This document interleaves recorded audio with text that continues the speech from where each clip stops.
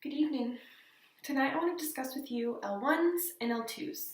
That is your first language, second language, third language, fourth language, or however many that you may have.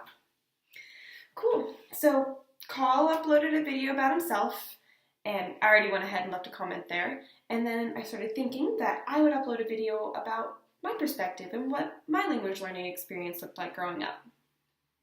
Okay, first, I want to let you know I was making pumpkin pie, so I have flour all over my apron, all over my hands, all over there, but okay, anyways. So in my home, my dad, he signed far on the spectrum of ASL grammar and structure. I mean, he fingerspelled a little bit, but he mostly just used signs, and he was amazing at using classifiers. My mom, on the other hand, was also a very proficient signer, but then when I was born and they found out that I was deaf, she began the journey of learning C.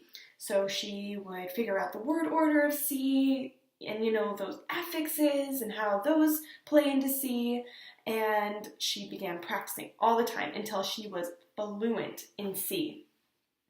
So right from birth, I was constantly being stimulated by signs, whether that was ASL from my dad or C from my mom.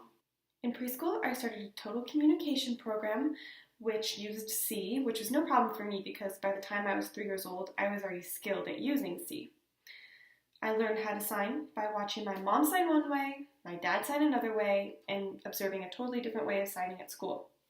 So yeah, that was my language learning experience growing up. I learned ASL and English at the same time, which means I have 2 L1s, but I do not have an L2. I mean, you could say that Spanish was my L2, but I don't really feel confident enough to say, oh yeah, Spanish is my second language, because I can read a little bit, I can write simple requests and little comments, but it's very basic, nothing in depth. So I would say English and ASL are my L1s, and that concludes my experience. Oh, I want to add something.